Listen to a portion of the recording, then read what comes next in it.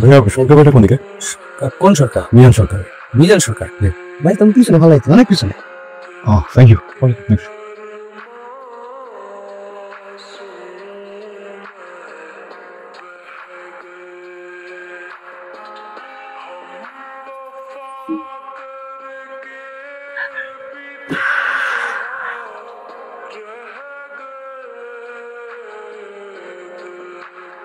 একটু জ্বলবে, জ্বলাটাই স্বাভাবিক। আর এটা কিন্তু বাসায় গিয়ে খুলে আবার ওয়াশ করতে হবে, একটু মাথা রেখে। হ্যাঁ ঠিক আছে।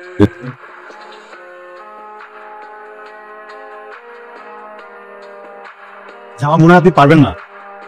হ্যাঁ এক্সিলারেট করবেন কি হবে, কিছু ট্রাই করি, আবার কিন্তু ইঞ্জুরি হতে পারে। আস্তে আস্তে আস্তে।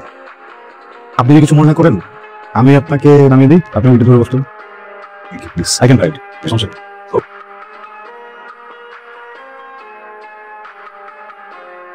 আমি তো এখানকার কিছু চিনি না, আপনি একটু আমাকে কাইন্ডলি বলবেন।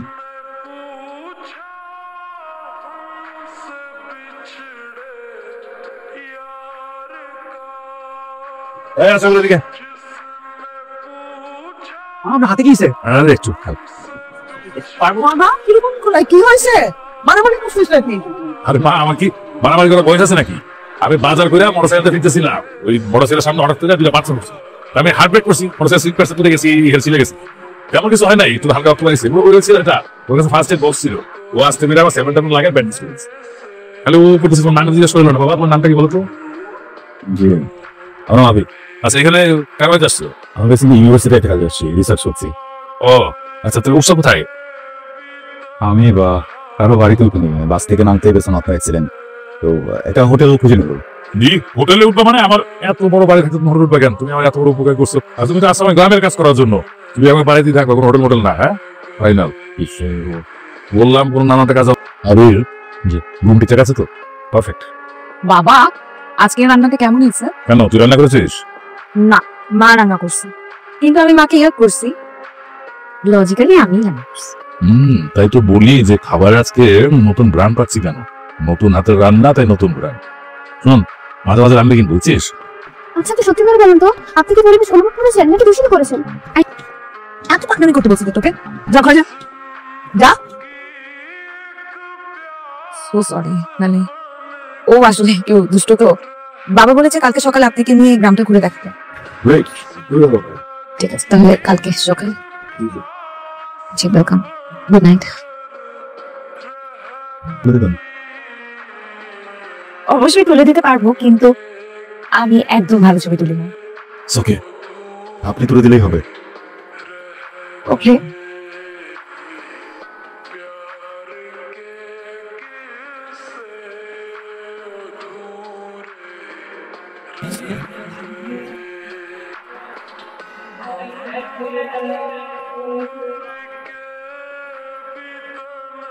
বাহ, আপনার হাতে তো জাদু আছে।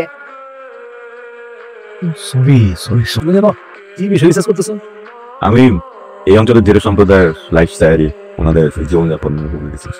বাহ, আমি খুব খুশি হয়েছি। তুমি আসলে বঞ্চিত জেলে সম্প্রদায় নিয়ে কাজ করতেছো, খুব ভালো।